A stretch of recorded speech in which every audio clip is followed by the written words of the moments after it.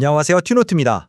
요즘 정말 정신이 하나도 없죠? 전쟁 소식에 기름값은 폭등하고 주가는 뚝뚝 떨어지고 진짜 온갖 악재란 악재는 다 나온 것 같아요. 이런 상황에서 테슬라 정말 위기 한가운데에 서 있는 것처럼 보이는데요. 과연 그럴까요? 오늘 이 시간에는 이 혼란의 진짜 의미는 뭔지, 그리고 테슬라의 가치를 어떻게 봐야 할지 한번 깊게 파고들어 보겠습니다. 지금 시장 상황을 한마디로 딱 정의하자면 정말 예측 불가능한 폭풍우 속이라고 할 수 있어요. 중동에서는 긴장이 계속 고조되고 있고, 이러다가 국제유가가 150달러를 넘는 거 아니냐는 경고까지 나오고 있거든요. 뭐 이런 극심한 불확실성 속에서 투자자들은 당연히 불안할 수밖에 없겠죠. 그런데 바로 여기서 우리가 질문을 한번 던져봐야 합니다. 이 모든 시끄러운 소음과 단기적인 주가 등락, 그 너머에 있는 테슬라의 본질적인 가치는 과연 뭘까요? 어쩌면 모두가 위기라고 말하는 지금 이 상황이 사실은 새로운 기회를 만들어내고 있는 건 아닐까요? 자, 그럼 먼저 지금 시장을 이렇게 흔들고 있는 거시경제적인 압박들, 도대체 뭐가 있는지부터 한번 자세히 들여다보겠습니다. 지금 가장 큰 변수는 뭐니 해도 이란과 미국 사이의 갈등이에요. 트럼프 전 대통령은 이란의 유전이나 발전소까지 타격할 수 있다는 정말 초강경 발언을 막 쏟아내고 있잖아요. 정말 만약에라도 사태가 더 나빠지면 유가가 150달러까지 치솟을 수 있다는 전망이 나오면서 전 세계 경제에 먹구름이 잔뜩 끼고 있는 거죠. 당연히 주식시장은 한 치 앞도 내다볼 수 없는 짙은 안개 속에 갇힌 상황이고요. 요즘 미국 시장 분위기를 한마디로 표현하면 딱 이 말인 것 같아요. 금리, 유가, 지정학적 리스크, 너무 많은 변수들이 진짜 복잡하게 얽히고 설켜서 도무지 방향을 잡지 못하고 있거든요. 심지어 잘 나가던 빅테크 기업들마저 크게 흔들리고 있으니까요. 다들 일단 지켜보자 하는 분위기인 거죠. 그런데 말이죠. 정말 재밌는 일이 벌어지고 있어요. 이 모든 혼란 속에서 호주에서는 지난 3월 딱 한 달 동안에요. 전기차 사려고 대출받는 사람들이 무려 161%나 늘었대요. 이게 뭘 의미하겠어요? 그렇죠. 바로 미친 듯이 오르는 기름값 때문에 이젠 전기차밖에 답이 없구나 하고 생각하는 사람들이 폭발적으로 늘고 있다는 거죠. 이게 그냥 호주만의 얘기일까요? 아니요. 앞으로 고유가 시대가 계속된다면 전 세계에서 똑같은 일이 벌어질 거라는 아주 강력한 신호탄으로 볼 수 있습니다. 그러니까 위기가 진짜 기회가 되는 순간이 오고 있는 거예요. 하지만 이렇게 거시적으로는 기회가 보임에도 불구하고 테슬라 자체에 대한 비판과 걱정의 목소리는 여전히 아주 높습니다. 자, 그럼 지금부터 테슬라를 비판하는 사람들이 어떤 주장을 하는지 한번 핵심만 짚어보겠습니다. 뭐니 해도 가장 뼈아픈 현실은 주가죠. 테슬라 주가가 고점 대비 거의 30% 가까이 떨어지면서 많은 투자자분들이 힘든 시간을 보내고 계실 텐데요. 이게 단순히 시장 전체가 안 좋아서 그렇다고 하기에는 하락폭이 좀 크게 느껴지는 게 사실입니다. 비판의 가장 핵심적인 부분은 바로 마진, 즉 얼마나 남겨먹느냐 하는 수익성 문제입니다. 자, 먼저 슬라이드 왼쪽 베어 케이스, 그러니까 비판론자들의 주장부터 한번 볼게요. 이분들 얘기는 테슬라가 요즘 0% 금리 같은 파격적인 할부로 차를 팔면서 한 대 팔 때마다 최대 1,500만 원씩 손해를 보고 있다는 거예요.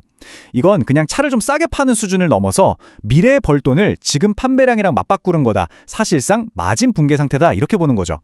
반면에 슬라이드 오른쪽 불 케이스, 긍정적으로 보는 쪽의 시각은 완전히 다릅니다. 이건 손실이 아니라 나중에 FSD 구독 서비스라는 엄청난 고수익 상품을 팔기 위한 고객 확보 비용이라는 해석이에요. 지금의 투자가 미래에 훨씬 더 큰 수익으로 돌아올 거라는 믿음인 거죠. 근데 왜 이 마진 붕괴라는 주장이 이렇게 설득력 있게 들리는 걸까요? 바로 테슬라의 가장 강력한 라이벌, 중국의 BYD 사례를 보면 알 수 있습니다. BYD가 최근에 연간 순이익이 무려 19%나 뚝 떨어졌거든요. 가장 큰 원인은 중국 시장에서 벌어진 살벌한 가격 경쟁, 그리고 오직 하드웨어, 즉 차를 팔아서 남기는 마진에만 의존하는 사업 모델의 한계 때문이었어요. 이 슬라이드를 보면 그 위험성이 한눈에 보이죠. 그렇다면 테슬라도 정말 BYD와 똑같은 길을 가게 될까요? 자, 이제부터 비판하는 사람들이 놓치고 있는 테슬라의 숨겨진 진짜 무기, 그게 뭔지 한번 이야기해 보겠습니다. 핵심적인 질문은 바로 이겁니다. 우리가 테슬라를 그냥 차 만들어서 파는 회사로 보는 게 과연 맞는 걸까요? 만약 그게 아니라면 우리는 지금까지 테슬라의 가치를 완전히 잘못 평가하고 있었을 수도 있다는 얘기가 됩니다. 자, 그럼 테슬라의 진짜 전략이 뭐냐? 바로 그 유명한 질레트 비즈니스 모델이에요. 면도기랑 면도날 다들 아시죠? 이걸 테슬라에 그대로 대입해 볼 수 있습니다. 첫 번째, 면도기, 그러니까 차는 좀 싸게 팔더라도 일단 고객들을 테슬라라는 생태계 안으로 끌어들입니다. 두 번째, 일단 들어온 고객은 어떻게든 우리 플랫폼에 꽉 묶어두는 거죠. 그리고 마지막, 이게 진짜 핵심인데요. 바로 면도날을 파는 겁니다. 그게 바로 FSD 구독 서비스예요. 한 달에 $99. 그런데 매출 총이익률이 무려 90%가 넘어요. 한 번 팔면 끝나는 게 아니라 매달 계속해서 돈이 들어오는 엄청난 고마진 소프트웨어인 거죠. 그러니까 지금 당장 차 한 대 팔아서 손해를 좀 보더라도 이건 손실이 아니라 미래의 어마어마한 구독 수익을 위한 투자다. 이런 관점이 성립되는 겁니다.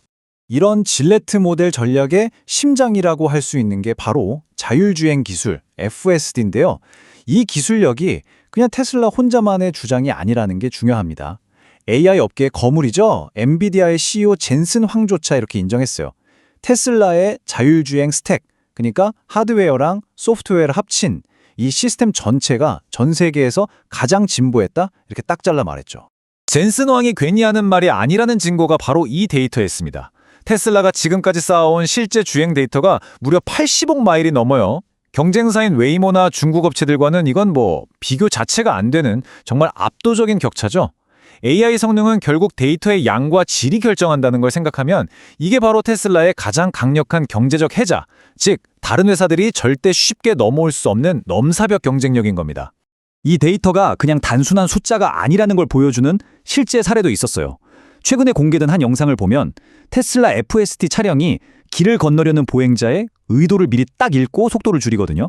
그런데 반대편에서 오던 사람이 운전하는 BMW는 이걸 전혀 눈치채지 못하고 그냥 쌩하고 지나가 버립니다. 자칫하면 큰 사고가 날 뻔한 순간이었죠. AI가 도로 위에서 실시간으로 사람의 생명을 구하고 있는 거예요. 자, 그렇다면 이렇게 압도적인 기술력을 가지고 테슬라가 그리고 있는 미래의 구체적인 그림은 과연 어떤 모습일까요? 바로 이번 약속의 4월에 그 힌트가 숨어 있습니다. 1분기 인도량 발표를 시작으로 유럽 시장의 중요한 발판이 돼 네덜란드 FSD 승인 소식이 들려올 거고요.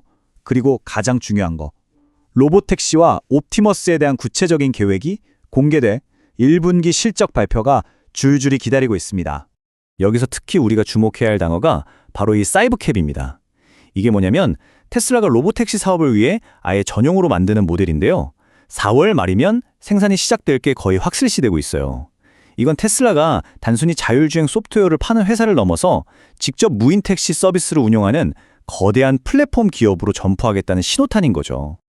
그리고 한 걸음 더 나아가서 최근에 공개된 이 사진 한 장이 테슬라의 궁극적인 비전을 딱 보여줍니다. 옵티머스 3세대 프로토타입이랑 팀원들이 함께 찍은 기념사진인데요. 이게 뭘 의미하겠어요? 휴머노이드 로봇 프로젝트가 아주 중요한 단계를 통과했고 이제 곧 대중에게 공개할 준비가 거의 다 됐다는 뜻입니다. 우리가 상상하던 미래가 생각보다 훨씬 더 가까이 와 있는 거죠. 아주 저명한 억만장자 투자자죠. 빌 에크먼이 지금 같은 시장 상황을 두고 이렇게 말했습니다. 정말 오랜만에 좋은 회사의 주식을 아주 싼 값에 살 수 있는 최고의 기회 중 하나라고요. 그리고 곰들을 무시하라, 즉 비관론자들의 이야기에 휘둘리지 말라는 강력한 메시지를 던졌습니다. 결국 선택은 우리 각자의 몫입니다. 지금의 주가 하락과 온갖 비판들을 그저 단기적인 변동성으로 보고 미래를 향해 도약할 수 있는 기회로 잡을 것인가? 아니면 눈앞의 공포에 휩싸여서 큰 숲은 보지 못하고 나무만 볼 것인가? 이 질문에 대해 여러분은 어떻게 생각하시나요? 오늘 내용이 유익했다면 좋아요와 구독 꼭 눌러주세요. 영상 제작에 정말 큰 힘이 됩니다.